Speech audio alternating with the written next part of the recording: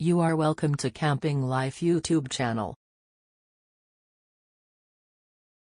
This video is about the small combi van camper, which is more popular among the world. Every icon has an origin story, and for the Volkswagen combi, that story starts in 1949. That's when Dutch businessman and pioneer Ben Pon pulled up his suspenders and hit the road with a sketch in hand and a dream in tow. This single sketch was the beginning of a pretty wild adventure, inspiring the design of the very first combi van, as we know it today. With elements of the original T1 Beetle design, combined with the room to move. The T2 combi has been called many things, and has evolved more times than even we can count.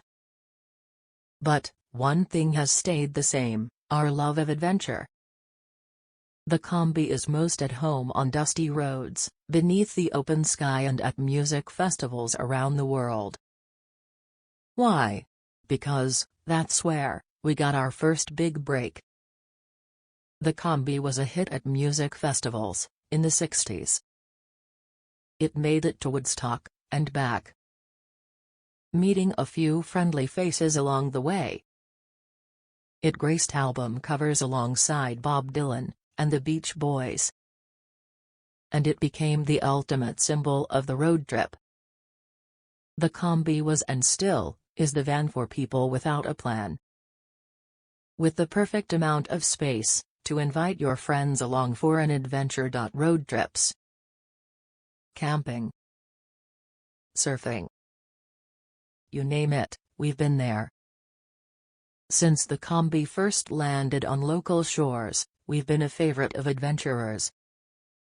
When surfing took the east and west coasts by storm in the 70s, the combi was there to help. With enough space for thrill seekers to strap their boards to the roof and go. Since then, the combi has continued to reconnect travelers to the outback. With a range of features, designed for last-minute trips to valleys and gorges alike. Made for sun-soaked days and starry nights, the combi camper van is the ultimate camper. To explore every nook and cranny of this beautiful world, with this combi camper turns craggy paths into a smooth journey. With enough space inside to take those who matter along for the ride. Now we are going to introduce a young couple, who is traveling with combi camper van. They are Ben and Leah, nomadic travel vloggers, with a passion for sharing inspiring adventures. According to the Ben and Leah, they believe that travel has something for everyone, and that it is something that you'll never regret. Here they share their passions with us, and inspire all to put our happiness first, to have the courage to pursue our own dreams, and to see the world in a more positive light. Let's see what they are telling about their combi.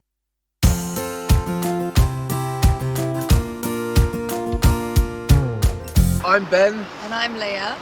This is our combi, or otherwise known as a VW bus. This is our home, our adventure-mobile and freedom vessel, and this is where we live and have been living for the past 4.5 years since we initially bought it in Chile in South America. We've been driving it up and we are now in Seward, Alaska, enjoying the glorious sunshine, which seems so rare these days, but it's absolutely beautiful right now. We're going to give you a bit of a tour of our home and just let you know some of the mods that we've been doing and how we can actually live in this tiny vehicle, because it's a heck of a lot smaller than an RV, but somehow we make it work, right? And not just with the two of us. Our project on this journey has been to pick up random strangers along the way. So we've had over 100 people living in this VW bus with us. The first night Leah slept in the combi. Do you want to tell them about that? Yeah, the first night we slept in the combi with 6 people, so it was my introduction to combi life, and I fell in love with it somehow. Somehow, and she's still here like 2 years later. 6 people inside that combi sleeping, believe me, it was a horrific night. But let's have a little look at the wonder beast that we call Capito. You have probably seen a VW bus before. It looks like a 70s bus, right?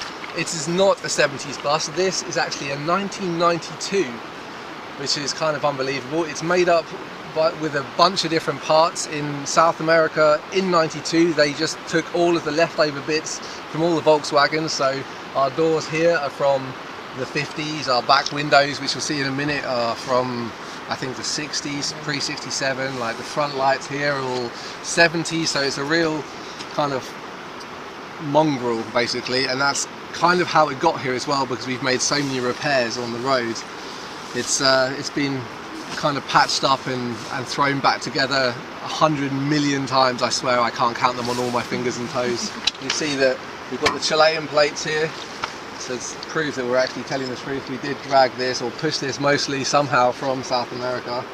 The cockpit, the driver's cockpit, you'll note here that we've got 2 fire extinguishers. The reason is for that is that we're a little bit fire paranoid after we had a fire just recently in the combi. The solar panel basically became activated over winter and melted our lithium battery, which caused a fire. The bed and sofa to burn, all the wood to burn. It was a horrific mess, wasn't it? Luckily it was just fire damage, smoke damage, sorry, but didn't do much damage in the car at all. It says empty. Yeah. That's not good. It's not good. We've got to back up. Maybe we should get 3 fire extinguishers. Seriously, I'm so fire paranoid. Usually in these kind of vehicles, they're famous or infamous for having fire in the engine compartment. Yeah, the inside of the car. This is where it all happens. This is the most comfy seat in the house, usually, because there's a lot of people in the back.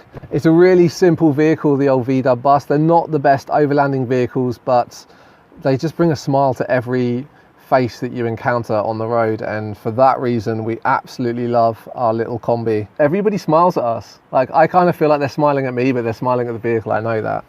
But yeah, we love our little car. The important thing to note is the oil pressure. We installed that afterwards to give us an idea of how the engine is performing. We've dragged it over the Andes Mountains, I think 7 times, which was quite an effort. And that little device there told us how close we were to blowing up another engine. 11 times I've had the engine out of this thing and rebuilt, mainly because the parts have been really hard to find. The mechanics haven't been very good in remote areas, so yeah, we've really kind of struggled to get up to Alaska, and that's why we're really appreciating being here at the moment. Our fuel gauge stopped working a little while back, so we've had a second fuel gauge installed, which doesn't actually work. When it says 0, it means that the tank is full, and as it gets empty it rises to a quarter tank. So anywhere near a quarter tank and we need to pull over and get gas. That's our combi. We've got these runners on the side here, which in the hotter countries people have been using as our air conditioning, because it gets so hot in the car when you're driving these long roads, and we drive very slowly, that people tend to hang on the outside of the vehicle. So we had these installed all the way around. The surfboards. Ben's been too weak to surf in Alaska at the moment. You will though. I've got 2 wetsuits. 2 wetsuits on. Both of them with holes, so I will get in the water at some point. Got 2 surfboards because we give a lot of surf lessons to the people that come in the bus. One learner there, and something a little bit more nimble for me in the bigger waves down in Peru and Mexico. Are we going to talk about the engine, the infamous No, combi can we just skip past this part of the car? This is my favourite part of the car. No, you don't need to open that. Come on. This is where Ben spends most of his time, with his head in the engine or underneath the car. I don't actually live in the car. I live in this compartment here, nursing the little engine. If you'd have seen this a week ago, it was absolutely covered, saturated in oil.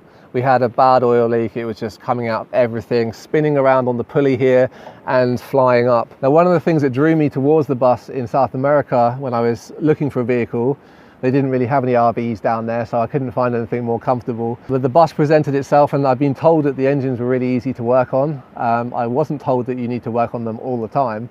So I don't know whether it's, swings and roundabouts. It is pretty easy to work on. I now know how to rip that thing apart and put it back together with my eyes closed, which is reassuring, because having such a simple motor when we're so far remote and off the beaten track means that I can pretty much fix any problem that we encounter, right?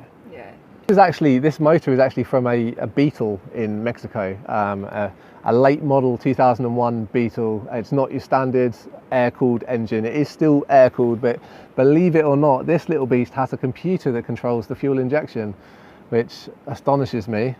Still manages to misbehave. We have 2 batteries installed here and a further deep cell battery. That's the main starting battery. This is a deep cell 100 amp, and we have another 100 amp deep cell battery. We don't need all that power. We don't have a fridge, as you'll see the inside in a minute, but we do a heck of a lot of video editing for our YouTube channel, and so we really need those amp hours to charge the cameras and the batteries and the microphones and all that jazz. Can we step away from this place now? Because Bad memories. Bad memories, yeah. And we have our shower, which we haven't been using in Alaska at all because it's been too cold.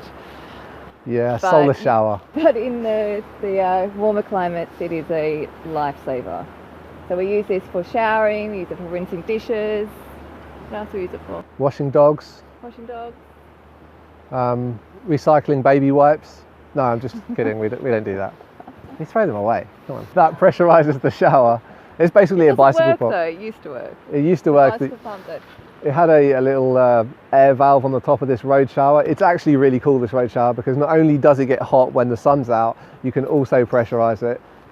Only holds about 6 gallons of water, but that's enough to see us a few days. We're pretty conservative with the water. So that's been a real little treat that we've had, that we've added to the combi. And our trolley for extra storage.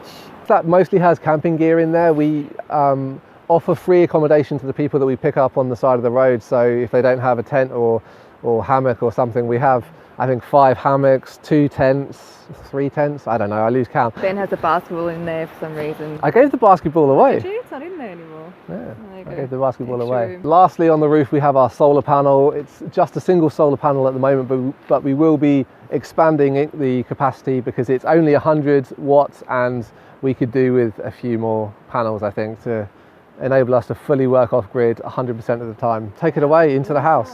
Our tiny, tiny home. This is the kitchen, very compact. This is our food storage and our kitchen. It's very messy at the moment, I apologise. We just have a 2-burner stove. That's it, no oven, unfortunately. No fridge, no oven. We just recently got a cool box to hold our fish that we've been catching, but usually we don't have anything, do we? Yeah. Live without it. When we stepped into Chris and G's RV before, we had envy straight away. You see the space they have? Yeah. They have a bathroom, a toilet, I know. a sink and a shower. There's a reason we film a lot of stuff inside the car with a GoPro, because to make it look a little bit bigger, but you wouldn't need to do that. You've got plenty of space. So everything in here has at least 2 uses, at least. Like our drum here, it can be a drum or a laundry basket. Yeah, that's our Peruvian cajon. It's a box drum. Absolutely love that thing. It's a seat as well. A seat and a table. A seat, a table, a drum, and a laundry basket. This is just extra storage. One of our batteries lives in there. We have a few more hammocks. This is our library. I don't know what you call the place where you keep bottles of stuff.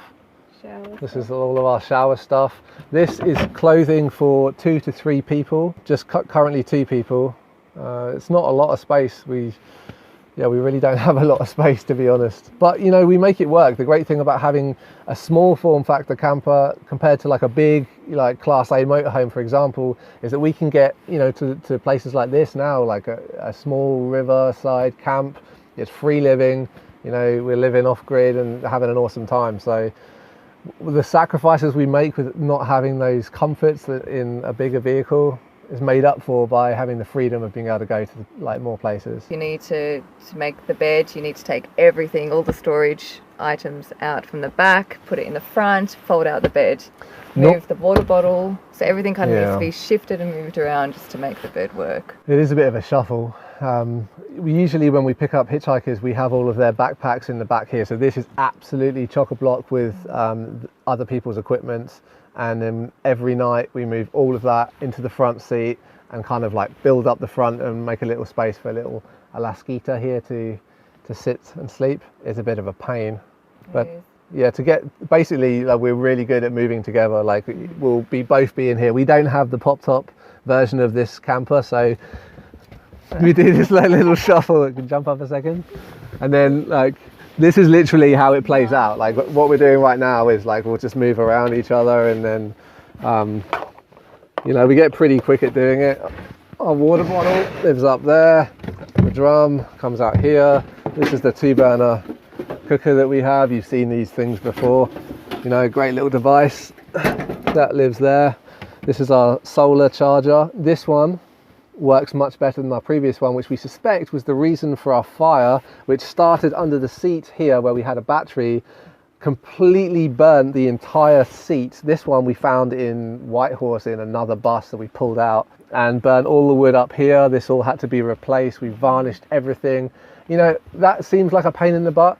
What you've got to bear in mind is we're giving this vehicle away in like a matter of weeks. We're making that draw. So we always promised that we would give this bus away to one of our supporters of our project at the end of the journey. And so when it burnt down and we only had like 6-8 weeks left to travel in it, we were like, oh my God, all that work for nothing. No, but it was worth it. It was worth the trip, fixing it for the trip out to Alaska. Yeah, we did all that restoration just so that we could experience a summer in Alaska.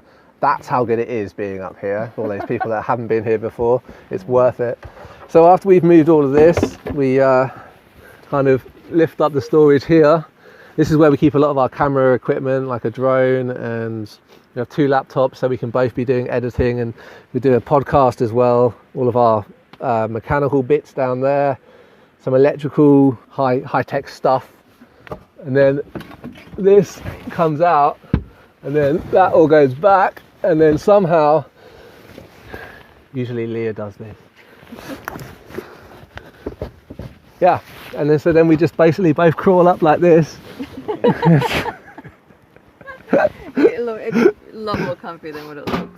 Honestly, it's actually really comfortable. Sometimes people come up to us, invite us into their house and say, you can sleep in a proper bed, and we're like, I'll sleep in a comfy bed. No, it's all right. So we've spent the last 4.5 years filming what it's like to live with the people that we pick up, and what it's like to discover the places that we go to all the way through the Americas from Chile to Alaska, and that's all on our YouTube channel called Combi Life with a K, Kombi, and yeah, that's the life of this combi vehicle.